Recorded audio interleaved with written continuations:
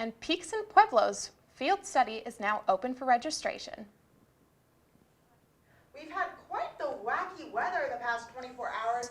I'll have exactly what's going to happen for the next 24 hours, plus your full forecast just here in a bit. Back to you guys.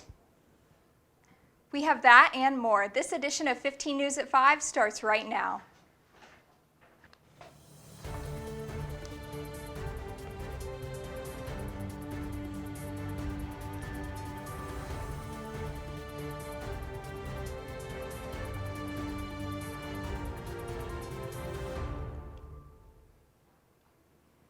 Thank you for joining us on 15 News at 5. I'm Tabitha Bartoe. And I'm Bella Pittman. Peaks and Pueblos GO 385 and 585 is now open for reservations, and students are able to sign up for the summer field class. There are two aims for this class. The first is to educate students on people's relationships with water in the U.S., Southwest, in the past and present, as well as the water stress that they face. And the second aim is to help students familiarize themselves with field data, collection, and navigation techniques as they travel to different national parks within the United States. This class will be starting travel May 16th and will be back in Valpo on May 13th. There will be a $1,000 cost to the class, plus summer tuition costs to pay and lodging and food on the trip. If you are interested in going on this class trip, contact Professor McCool through his email at johnpaul.mccool@valpo.edu. Dean John Kilpenon is stepping down after 16 years from the College of Arts and Sciences. During his time here, Kilpenon focused on faculty development, excellence in education, and student success, as shown in his Persistence and Success program. Kilpenon has also helped enhance hands-on learning environments on campus, such as renovating labs for exercise and computer science, upgrading instruments in music, and much more. Kilpenon plans to return to the university as part of the faculty in August of 2023. Valparaiso University will be hosting a benefit concert to help raise money for Ukrainian refugees. This concert will be taking place in the Chapel of the Resurrection, April 10th at 2 p.m. Admission is free for everyone and no tickets are required. Donations will be collected through donation boxes throughout the chapel and through an online option. These donations will go to CARE, a USAID-supported organization.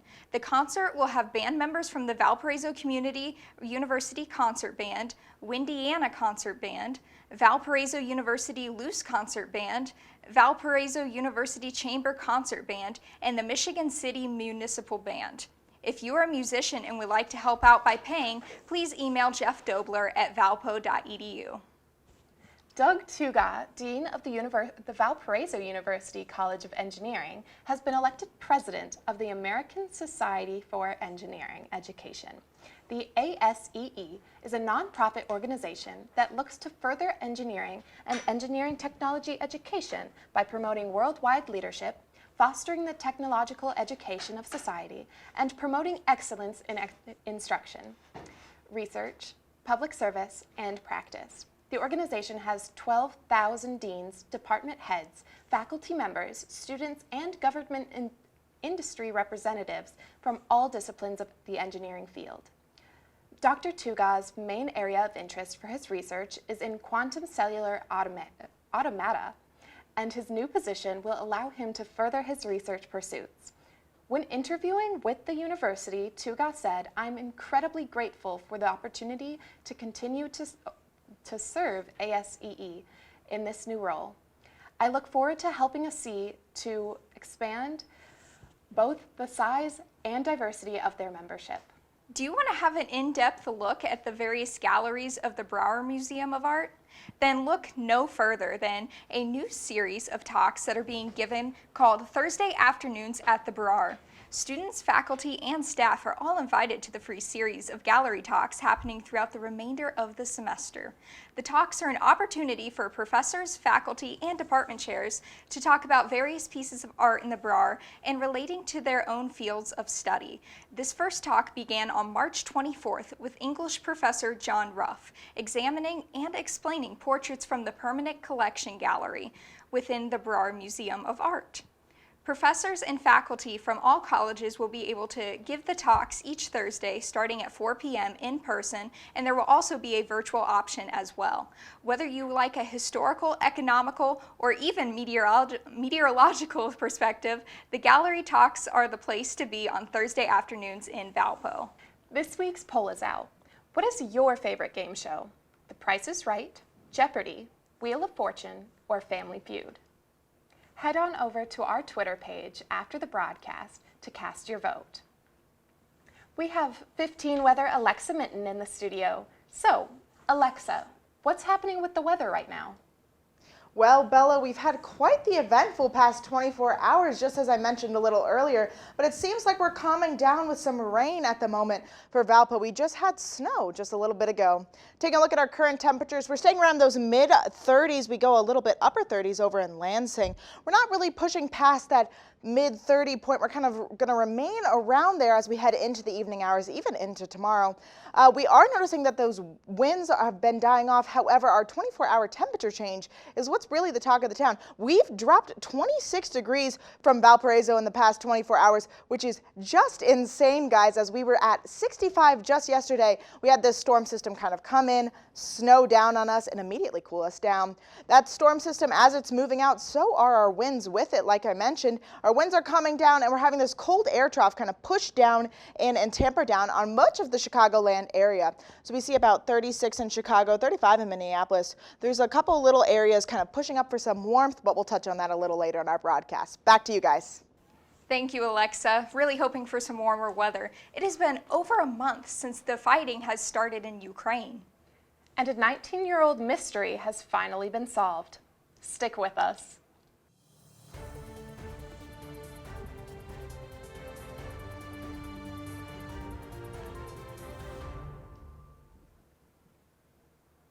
As Ukraine settles into its second month of fighting off Russian forces, the nation is seeing more victories.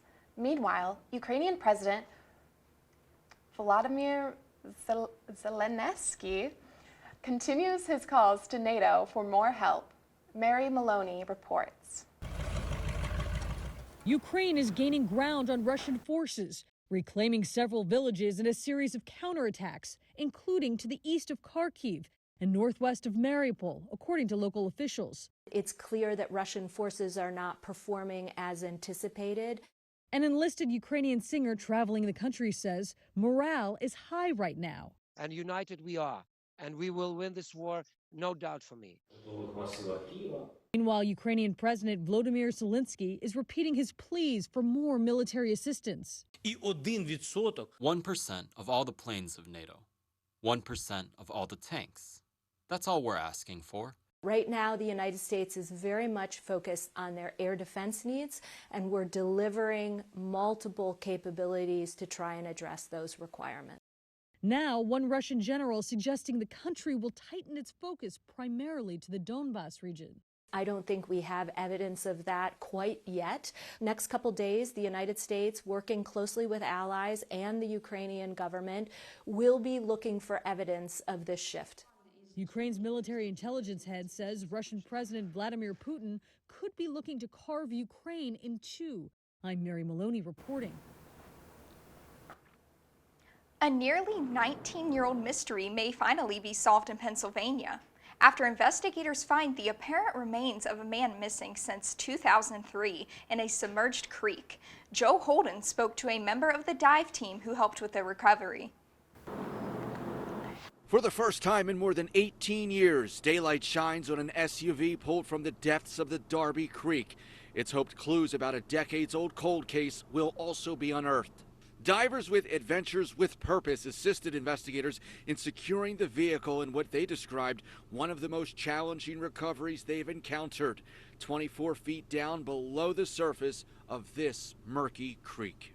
What was the state of the SUV when you got to the bottom of the creek? For a vehicle that's been submerged underwater for 19 years, it was actually in really good condition.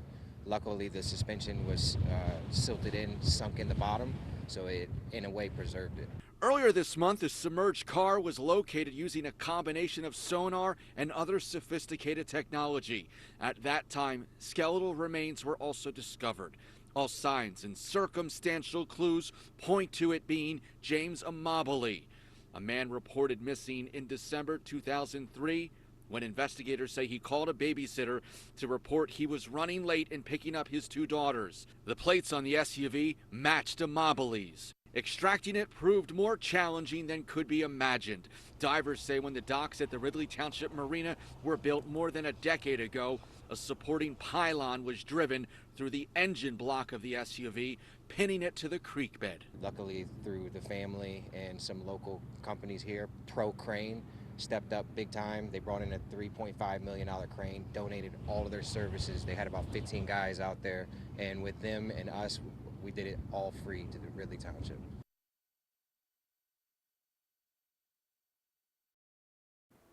The forensic examiners will now determine if the body is definitely Amabile's. Police say the discovery could finally bring closure to that family that's been searching for answers for almost 2 decades.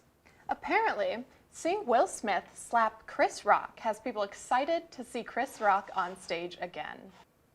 The comedian's tour has seen a big boost in ticket sales. Ticket reseller TickPick says it sold more tickets to see Chris Rock overnight than it did in the past month combined, sending prices through the roof from $46 a ticket to a minimum of $341. If you missed it, and at this point I hope you haven't, during Sunday's Oscars, Chris Rock made a joke about Smith's wife who has a shaved head because she has alopecia. So, Smith walked up on stage and slapped him.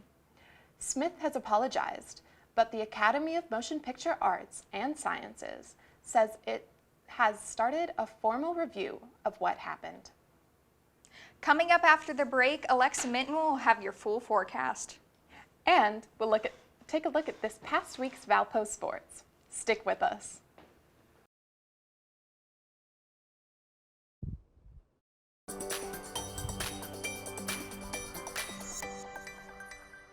As I mentioned just a little bit ago in our broadcast, we are slowing down with our wind gusts. We're currently only sitting at about 5 miles an hour in the Valparaiso area. We see some stronger winds just south of us, even up to 20 miles an hour over in Fort Wayne, but nothing quite like the winds we have been experiencing. We are additionally sitting in the middle of a cold air trough, just like I mentioned, kind of pushing down from north, especially up from Canada, which is bringing us those cooler temperatures that we're feeling right now. So if you feel biting cold when you head outside, it's this cold air kind of pushing down over us. We see a little bit of a warm air ridge kind of popping up over parts of the Great Plains, which will be headed our way, but it won't be impacting us too much as we've got cold weather in store for just a little bit longer here, folks. Looking at our national radar, we see where all of that activity that we've been having the past few days kind of went. It's headed off towards New York and parts of the East Coast, leaving us with that back end of the storm and parts of snow. Just like we had a little bit of snow earlier, we're going to see this system kind of continue to circle off towards the East Coast and especially off towards the Atlantic, giving us a chance for a little bit more snow this evening, a little more precipitation, and that snow is even going to wrap around and give parts of Ohio chances of snow. So even though it might be April tomorrow, we are still going to be seeing snow for a little bit longer. As we look at our severe weather outlook, as we saw that storm on the East Coast, there are risks of convective weather all up and down the East Coast, really centralizing over New York City. So please stay safe if you guys are out in New York City. Looking ahead in our future temperatures, we do see a little bit of a cool down into the evening hours tonight, dropping down to 34, 35 degrees. And as we continue to progress throughout Friday, we're going to drop even a little bit more, down to those 30s. We're not going to quite reach those 20-degree temperatures as we kind of warm up through some diurnal heating throughout the day, giving us a little bit of sunshine on Friday. We'll go up to 44, and then we'll kind of come back down again as we head throughout the day on Friday, dropping down again to 35. So we're going to notice just a little bit of a flow in our temperatures, but the real wacky weather is kind of coming in for us on Saturday. Taking a look at our future radar, as I mentioned, we do have the chances for some snow showers, especially for Valpo as we look ahead into tonight. Maybe a little bit of rain-snow mix as we progress throughout the time. And as we continue to look forward, even into Thursday, a little later tonight, we're going to see chances of some more snow, maybe even some heavier snow than what we were experiencing earlier. All that kind of begins to move out Friday around 1 a.m. Benton Harbor and South Bend will still be getting a little bit of snow, even parts of Valparaiso, but we're going to know this system kind of move out off just east of us. We're going to see Friday at 6:30 a.m. We'll still have a little bit of cloud cover, but not much precipitation at the moment. And as we progress throughout parts of the day on Friday into 9 a.m. and then finally into Friday afternoon, we're going to see that sunshine pop out, which I know everyone's awfully excited about. Now, while we do experience a lot of sunshine on Friday in the afternoon, once we head into Saturday, we are going to notice some clouds kind of roll back in. And then here's the real kicker for us all here as we look forward into Saturday. We're going to see more rain just ahead for us. Saturday at noon, we're going to see a little bit of rain come in just for a tad, and we're going to see some convection, even some snow on Saturday. Back to you guys. Thanks, Alexa. After the break, we'll have a recap of this past week's sports.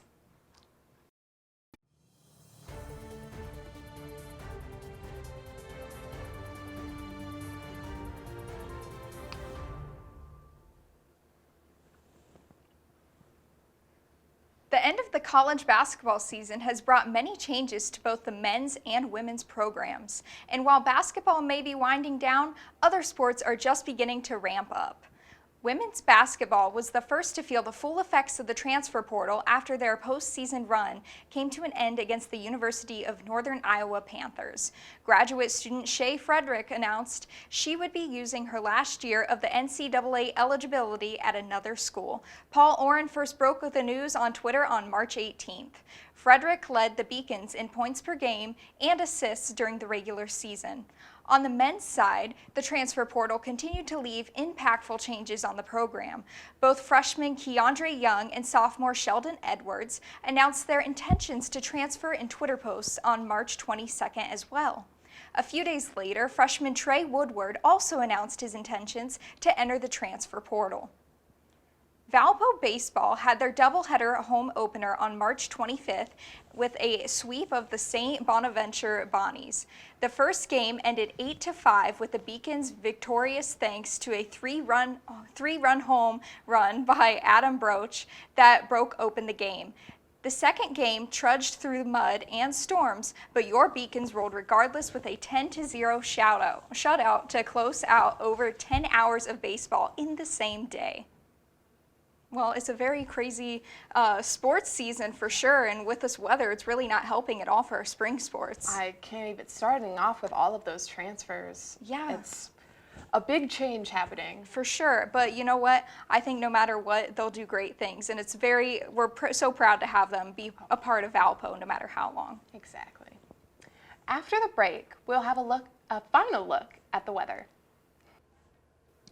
We do have what seems like a bit of a cool up on Saturday, getting us up to 47. However, we cool down and stay pretty cool with our lows in the 30s. A nice warm up as we begin off next week. However, that warm up is disguised with quite the bit of rain, giving us rain Monday, Tuesday, Wednesday, and Thursday. It'll seem like there will be no sunshine as we look ahead into the beginning of April. Lots of April showers ahead for us. But hopefully that means May flowers, right? Yeah, that's what you would think. I know we're starting off April strong with a lot of rain, so maybe we'll have some nice pretty blooms as we head into May. Well, let's hope so. Fingers crossed. Yeah. Thanks, Alexa. Hey, I have a question for you. This one came in from a viewer.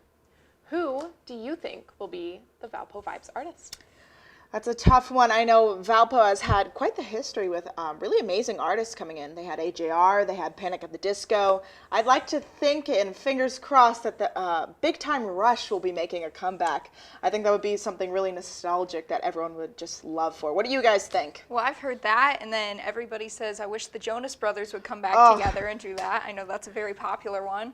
And then you mentioned... CeeLo Green. Yeah, CeeLo Green. True. I feel like maybe it's going to be a comeback year. You mentioned that, I think, earlier today. Yeah. Like an artist we haven't seen for a while, right? Exactly. I guess we'll all find out tomorrow at 10 a.m. So Exciting get excited. times. If you have a question for us, send it our way on Facebook or Twitter, and we might answer it. You can send screenshots of forums, questions you've been asked, or questions you have yourself. From all of us here at VUTV, thank you for joining us this week. We'll see you next week on 15 News.